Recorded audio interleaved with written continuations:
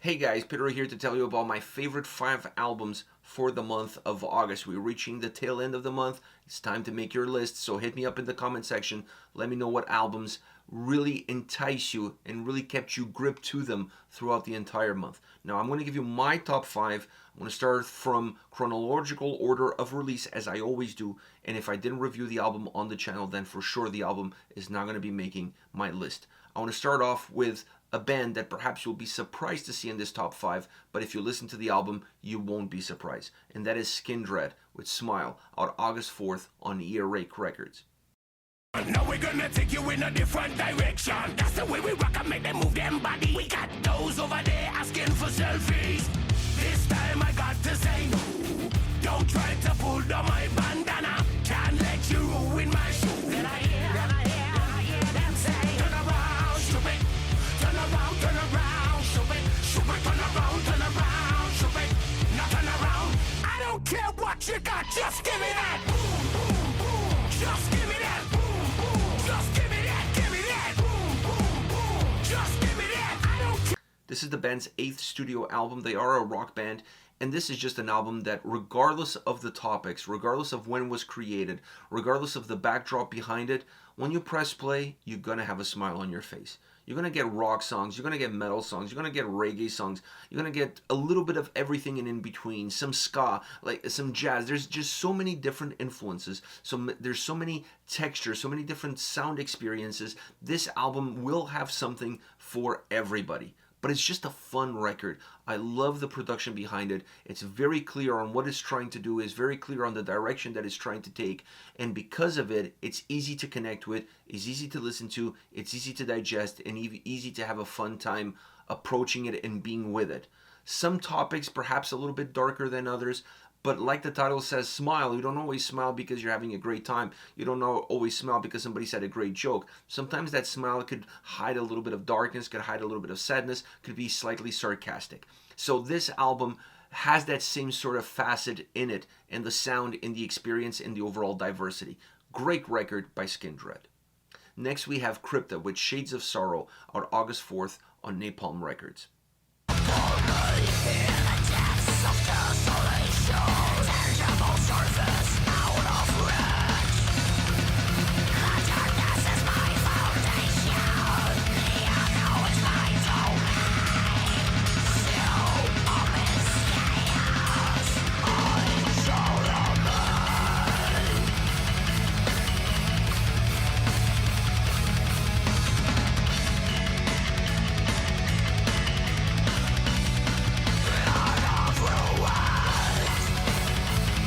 This is the band's second album. They are a death metal band, and this is Crypta's best album to date.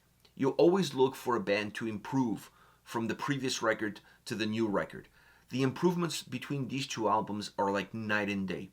The guitars are a lot better sounding on this record. They have a bigger impact, they have a bigger presence, they definitely dominate the soundscape from start to end. Not just from the leads, not just from the melodies, not just from the riffs. The overall construction of the tracks feel more complete. They don't feel as simple, and because of that, they don't feel as penetratingly dark. This album has more volume. This album, while still being brutal and heavy, it holds a little bit more brightness. It has a way of breathing better, and because it breathes better, it becomes more impactful. Obviously, I'm not a huge fan of the bass mix. I mentioned that in my album review. But that is not enough to take away from all the great qualities, all the great attributes that this album offers. Fernanda's vocals are on point. The song construction is way better on this record. The overall design is way better. There's more of a sense of a path, of a journey. The album feels more cohesive from start to end. And then, like I said, the guitars really shine on this record. They really have their moments, their room to breathe. They connect the songs really well, and they become the guiding light from beginning all the way to the end. Crypta is definitely moving upwards in quality, making better albums, and this was the next logical step from their great debut record. Next we have URNE, A Feast on Sorrow, out August 11th on Candlelight Records.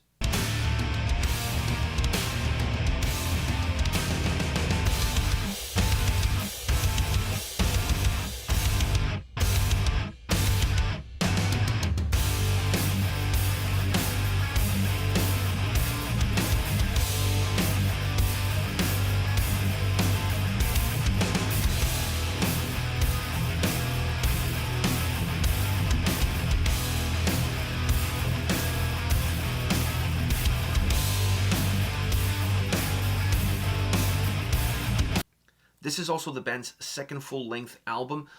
I don't even know how to define URNE as a genre, so I'm gonna give it a stab in the dark here. I'm gonna call them atmospheric post-black metal. I don't think they're close to that, because especially with this album, but the sound is so unique. The experience of this record, it's so different. The journey that it takes you on, the atmospheric elements in the sound, in the vocals, in the ambiance that the tracks create, that the sound puts forward, it just gives so many unique qualities to the individual songs, but then the overall experience of listening to the entire album, that it becomes really hard to define this band or this record under one single genre. It's just great music. And when you have great music, it doesn't really matter what you call it, as long as you're listening to it. And this album definitely deserves to be listened to. Be listened to in a way in which you can digest each and every single song. This album is not fast food. This is a 7-course meal that you have to sit down and really take your time to work your way through it in order to get the most out of each and every single track. If you try to just shove it all in, you're still going to enjoy the record because the quality is there. But I don't think you're going to get everything that this album has to offer, from the artwork connecting with the experience, to the lyrical content, to how the vocals are delivered. There's nothing about this record that happens by chance. Everything has a purpose. Everything interlaces and interconnects with one another. Next we have Kataclysm with Goliath, out August 11th on Nuclear Blast.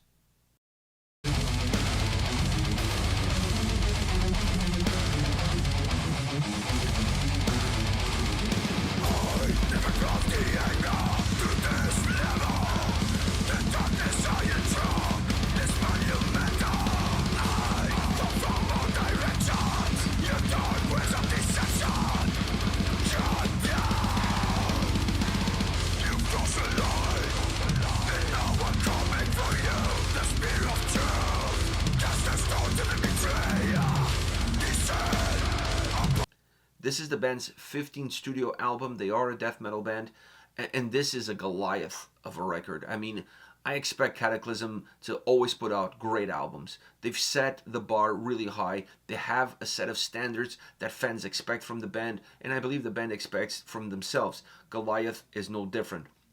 There's obviously some topics on this record that are a little bit extracted from the years of the pandemic and everything that has happened there. So you have to keep that in mind as well. That time period is impossible to not influence bands, even though the whole album is not about that time period, but there are certain experiences that we as humans went through in that specific moment in time that are going to define not just who we were then, but who we are going forward. So this album definitely carries a little bit of that baggage with it. But it's a great sounding record. It's an album that has this larger than life experience to it. Maurizio on vocals is outstanding, just vintage. This guy is getting better and better with every single album. The older he gets, the wiser he becomes. So he's almost like a fine wine, if you will. And the experience is there as this album puts forward an incredible vocal performance by him, but also great sounding songs. Catchy, hooky, with live appeal. This album really has a lot of live elements, things that the band understands that works for them when they hit the stage. They brought a lot of that energy, a lot of that anger, a lot of that hunger to this record, to the studio, allowing you to feel like you're there with them in a live setting and not just listening to it on headphones or on your speakers or on your car. Last but definitely not least, Orbit Culture Descent, out August 18th on Seek and Strike.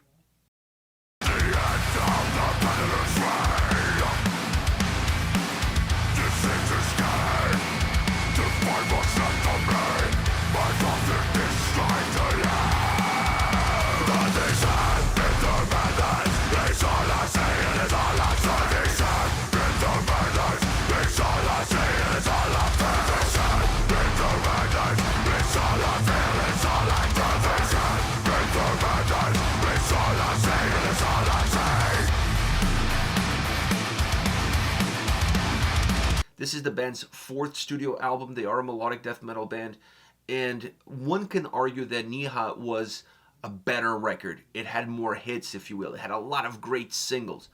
To me, this is their best album. Not necessarily because it's as catchy, as hooky as the previous record was, but because it's better conceived, it's better put together from an overall perspective. It's an album that really brings you in and holds you in if you're going from first to last song. It's not a record that just has catchy tracks. It has catchy tracks, but that's not the essence of this album. This is really a record designed to be a record. So the strength is in the numbers. The strength is in the experience of going from first to last with catchy songs here and there in order for you to feel connected as you're traveling through each and every single song. But from an overall design point of view, from an overall construction, what the songs are doing individually and as a collective, this is definitely their strongest album to date, the one that feels more mature, the one that feels that it was thought out as a record and not just a collection of songs that they had to put together and then create the album. Sometimes it comes down to what came first, the chicken or the egg. In this case, I think the idea of what they wanted out of the record is what drove the creation of the songs, not the other way around. And if that's the case, it really showcases the overall quality that the album has as a whole. This is it. These are my favorite 5 albums for the month of August. Once again, hit me up in the comment section. Let me know what your 5 favorite albums are, and I'll see you all in those comments and in the next video.